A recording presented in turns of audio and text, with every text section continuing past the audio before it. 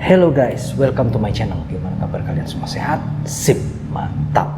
Kali ini gua kembali membahas tentang penjahat kelas kakap. Ini udah level mafia guys. Dan orang ini adalah godfather-nya dari para godfather. Karena dia adalah orang yang pemersatu para mafia di Amerika Serikat pada saat itu. Bahkan orang ini levelnya di atas Al Capone. Semua orang mungkin tahu namanya Al Capone ya, sebagai seorang mafia yang sangat tersohor dari Chicago, Amerika. Tapi sebenarnya Al Capone itu adalah anak didik dari orang ini. Pria ini bernama asli Salvatore Lucania. Dia lahir pada tanggal 24 November tahun 1897 di Lercara Friuli, Sisilia, Italia. Sisilia lagi guys. Gue bingung juga ya, kenapa mafia itu selalu datangnya dari Italia dan dari Sisilia gitu loh. Apakah daerah lain nggak ada? Mungkin ada, tapi nggak ada yang seterkenal para mafia yang berasal dari Sisilia. Saat itu ketika si Luciano ini berusia 9 tahun, dia dan sekeluarga pindah ke Amerika Serikat. Biasa pada saat itu memang banyak sekali warga bangsa Eropa yang berimigrasi ke Amerika untuk mencari kehidupan yang lebih baik. Mereka di Amerika ini menetap di Lower East Side, Manhattan, New York. Sejak usia 14 tahun, Luciano sudah putus sekolah guys. Ia pun mulai bekerja sebagai kurir pengantar topi. Dibayar $7 per minggu. Lalu ada satu kejadian yang merubah hidup dia gitu untuk selanjutnya. Sebenarnya ini kejadian sederhana ya. Dia menang judi di jalanan sama anak-anak jalanan dan menangnya itu sampai $244. Nah, ini adalah hal yang memberinya ide bahwa kehidupan jalanan ini ternyata dapat menghasilkan uang yang luar biasa besar daripada kalau dia itu kerja sebagai kerja yang normal gitu. Hingga Luciano ini kemudian memutuskan untuk berhenti dari pekerjaannya dan fokus mencari uang di jalanan. Padahal sebenarnya orang tua dari Luciano ini saat itu mendaftarkan si Luciano ini ke sekolah Brooklyn Throne School. Tapi karena Luciano ini sudah kadung pengen jadi gangster guys, hingga dia nggak mau sekolah. Karir Luciano ini dimulai pada saat itu dia bergabung dengan sebuah geng yang bernama Five Points Gang. Itu termasuk geng legendaris nantinya guys. Dia berlokasi di Five Points, itu adalah sebuah area kumuh dan area keras di daerah Manhattan. Geng ini didirikan oleh seorang mantan petinju yang bernama Paul Kelly. Pada mulanya ya, mayoritas dari anggota Five Point Gangs ini merupakan imigran asal Irlandia. Tapi seiring berjalannya waktu, Kelly ini mulai membuka gengnya dan merekrut beberapa anak muda asal Italia. Kelak ada beberapa anak muda yang bakal menjadi bos mafia besar seperti Johnny Torrio dan Al Capone. Sejak itu ya, geng ini pun menjadi semakin ditakuti oleh masyarakat dan membuat resah pihak aparat. Dengan reputasinya sebagai anggota Five Point Gang, Luciano ini mulai memberanikan diri untuk memberikan jaminan keamanan kepada anak-anak Yahudi dari gangguan geng Italia dan Irlandia lain dengan bayaran 10 sen per minggu. Pada saat itu dunia sedang memasuki periode Perang Dunia Pertama. Dan saat itu Luciano ini mulai mengembangkan bisnisnya. Dia mulai bermain di bisnis prostitusi. Di sini Luciano ini turut pula mengenal yang namanya Meyer Lansky. Dia adalah sosok yang kelak menjadi mitra bisnis dan sekaligus teman dekatnya.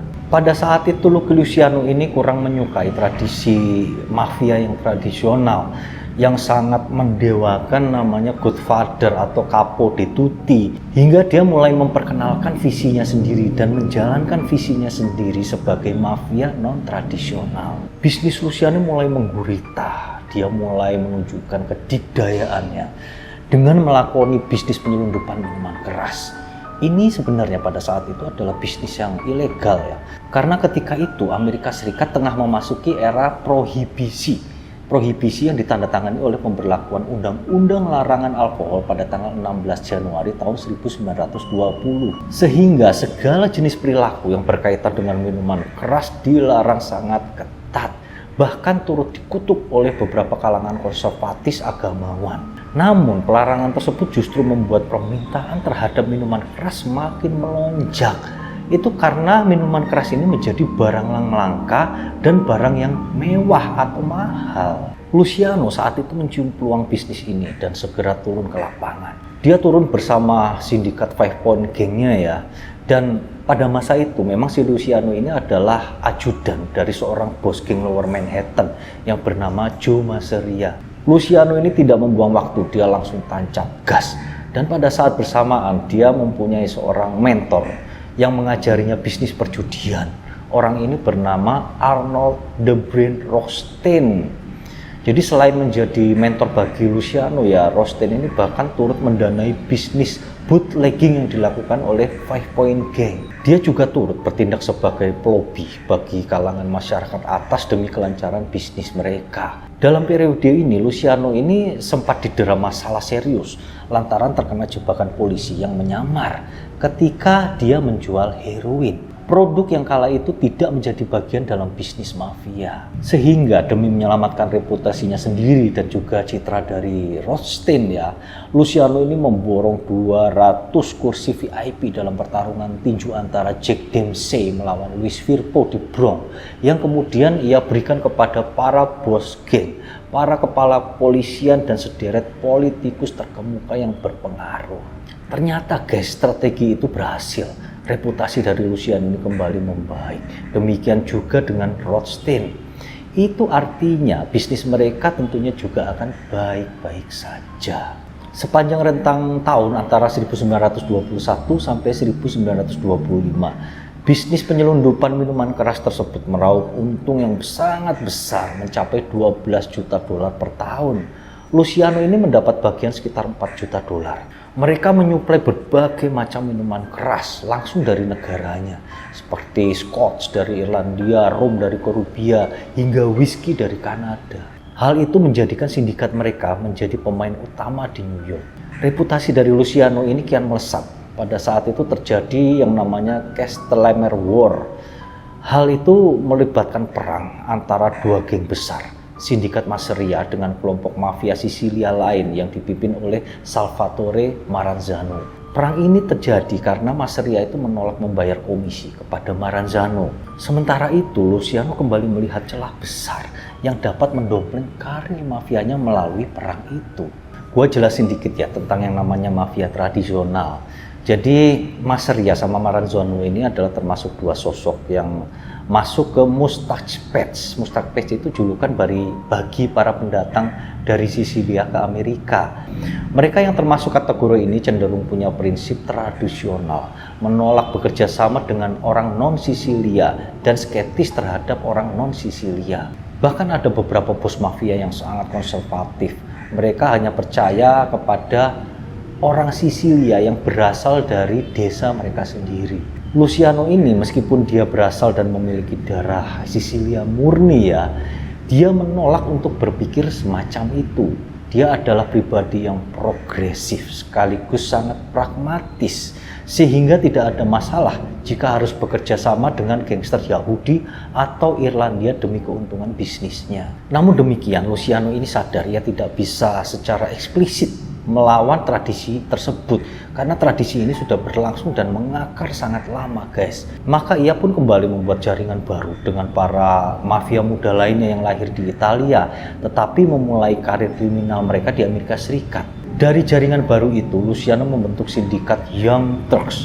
Selain beranggotakan kaum muda yang punya visi yang sama dengannya, sindikat ini juga berisikan para calon bos mafia di masa depan. Di situ bergabung Costello, Genovese, Albert Anastasia, Joe Adonis, Joe Bonanno, Carlo Gambino, Joe Profaci, Tommy Gagliano, dan Tommy Luces. Luciano memang menawarkan hal yang menarik kepada mereka, hingga orang-orang ini mau bergabung ke dalam Young Turks. Ia ingin segala bentuk keserakahan dan konservatisme dari bos-bos mafia yang tradisional itu bisa dinyahkan, karena hanya akan membuat mereka semakin kaya, sementara itu para bawahannya akan tetap miskin.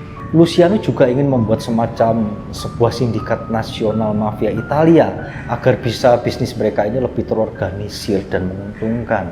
Hingga akhirnya ya sikap pembangkangan dari Luciano ini pun sampai ke telinga para bos mafia lain yang tradisional.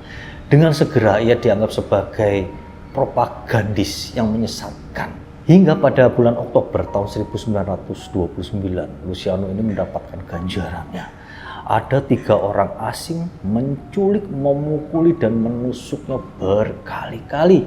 Lalu membuang tubuh dari Luciano ini di pinggir pantai di Pulau Staten. Tapi ajaibnya guys, Luciano ini masih bisa selamat dari serangan itu. Para pelaku serangan itu nggak pernah berhasil ditemukan. Tapi rumor menyebutkan bahwa dalangnya berasal dari pihak Maranzano. Kejadian tersebut justru kian meningkatkan nama Luciano di kalangan yang lebih luas. Karena peristiwa itu telah diliput oleh pers secara terus-menerus. Dari kejadian ini Luciano pun mendapatkan tambahan nama menjadi Lucky atau Lucky Luciano.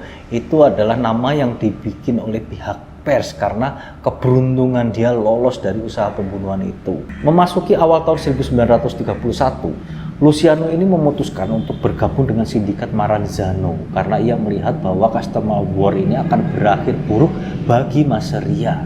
Tapi tidak semudah itu ya bagi Luciano untuk masuk karena Maranzano memberikan satu syarat. Syarat itu adalah Luciano ini harus menghabisi mantan bosnya sendiri yaitu Masseria. Luciano menyanggupi syarat itu. Pada tanggal 15 April tahun 1931, Luciano mengundang Masseria dan 2 rekan lainnya untuk makan siang di sebuah restoran di Pulau Kone.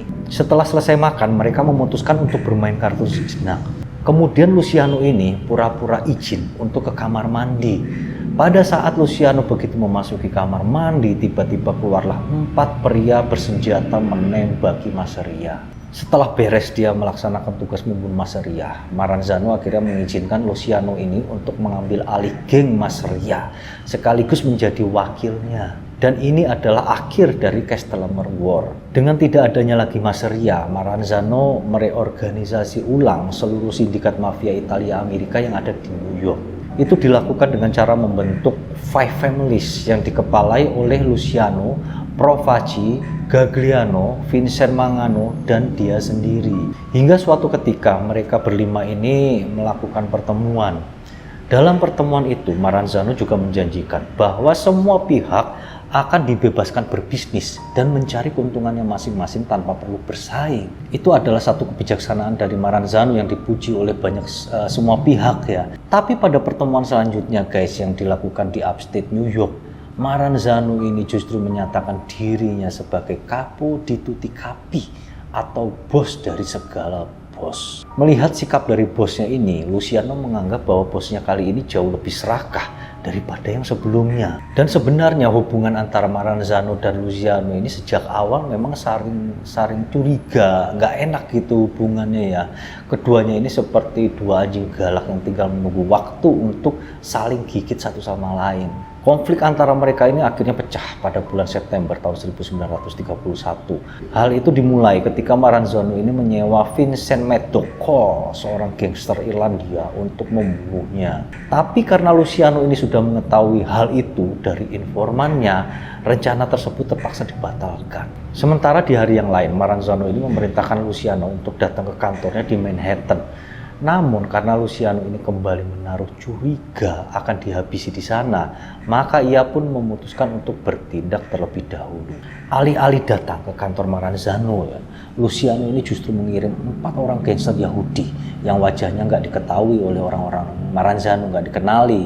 Mereka berempat ini menyamar sebagai agen pemerintah dan cara tersebut berhasil. Di kantornya sendiri Maranzano dihabisi dengan cara ditusuk dan ditembak berkali-kali. Kasus ini kelak dikenang dengan sebutan Night of Sicilian Whispers. Tapi Luciano itu nggak hanya berhenti di situ aja guys. Pada hari-hari selanjutnya ia memerintahkan anak buahnya untuk menghabisi para bos mafia tradisional lainnya. Samuel Monaco dan Louis Russo, sekutu dari Maranzano, kemudian Joseph Siragusa, pemimpin kelompok Pittsburgh, ditembak mati semua di rumahnya. Lalu menyusul lagi Joe Ardisona, seorang bos sindikat di Los Angeles. Dia ditemukan tewas juga di mobilnya. Hingga dengan tewasnya Maranzano dan para sekutunya ini, Luciano praktis menjadi pemain tunggal dalam bisnis mafia di Amerika Serikat. Pengaruh dari Luciano ini bahkan sampai dapat mengontrol kegiatan serikat buruh setempat kala itu. Meskipun begitu ya, Luciano ini tetap berupaya untuk memegang teguh janjinya agar seluruh sindikat lain dapat bekerja sama tanpa perlu berkompetisi satu sama lain. Dan hal itu ditunjukkan melalui dua hal. Pertama adalah menghapus gelar Capo di Tutti Capi, dan yang kedua membentuk sebuah atau semacam badan komisi yang berfungsi untuk menyelesaikan segala permasalahan di antara sindikat mafia yang ada di Amerika Serikat. Dalam badan ini selain melibatkan 5 kepala baru dari Five Families, di mana salah satunya adalah Al Capone, di situ juga ada sindikat Yahudi dan Irlandia yang juga berhak menaruh perwakilannya. Adapun yang tetap dia pertahankan dari tradisi penting mafia Sisilia itu adalah upacara Amico Nostro. Itu adalah upacara pengangkatan seseorang menjadi anggota resmi mafia Sisilia. Luciano menganggap bahwa ritual itu memang penting untuk menjaga kepatuhan terhadap keluarga. Selain itu, Luciano juga meminta agar para mafia untuk tetap berkomitmen dengan omerta. Omerta adalah sebuah sumpah untuk tutup mulut ketika mereka terkena masalah hukum.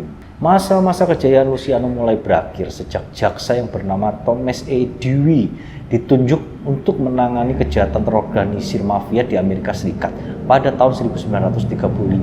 Dewey ini adalah seorang jaksa yang luar biasa ya. Dia hanya membutuhkan waktu 1 tahun untuk menangkap Luciano serta bos-bos lain dan menjatuhi mereka hukuman masing-masing 30-50 tahun penjara. Meskipun begitu, Luciano ini masih mampu menjalankan bisnisnya dari balik penjara. Pada tahun 1946, Luciano dibebaskan oleh pemerintah Amerika Serikat karena dia telah membantu negara dalam Perang Dunia Kedua melalui berbagai koneksinya di Italia. Setelah itu, Luciano pun dideportasi kembali ke negaranya Italia. Luciano nggak punya pilihan kala itu selain setuju. Namun hanya sebentar saja dia di Italia itu guys. Sebelumnya dia secara diam-diam pindah ke Kuba dan mengontrol semua jaringan mafianya yang ada di Amerika Serikat. Tapi tanpa Luciano ya, tanpa bosnya sendiri yang ada di lokasi di Amerika gitu. Kekuasaan Luciano ini mulai dilucuti secara perlahan-lahan oleh pihak hukum di Amerika Serikat. Hingga akhirnya pada tanggal 26 Januari tahun 1962, Luciano meninggal di Bandara Internasional Naples akibat serangan jantung. Ketika itu dia hendak menemui seorang produser Amerika yang bernama Martin Gosch untuk membicarakan film mengenai dirinya. Pemerintah Amerika Serikat saat itu memberikan izin agar jenazah dari Luciano ini dapat dikuburkan di St. Joe Cemetery, Queens. Saat upacara pemakaman itu tercatat lebih dari 2.000 orang datang untuk melayat. Hingga sampai saat ini seiring berjalannya waktu, orang-orang sering membandingkan tentang siapa yang lebih hebat antara Lucky Luciano ini atau Al Capone. Itu adalah sebuah perbandingan yang sebetulnya sia-sia ya. Sebab di kalangan mafia itu ada satu istilah yang terkenal yang menyebutkan bahwa di atas langit masih ada Lucky Luciano. Itulah tadi cerita tentang satu gangster mafia yang di atas semua gangster mafia lainnya gitu. Cuman orang ini kurang gitu terkenal ya, masih di bawah dari Al Capone. Ceritanya tapi sungguh luar biasa. Mungkin segitu dulu untuk kisah kali ini. Semoga dapat mengisi waktu kalian saja. Thank you and see you.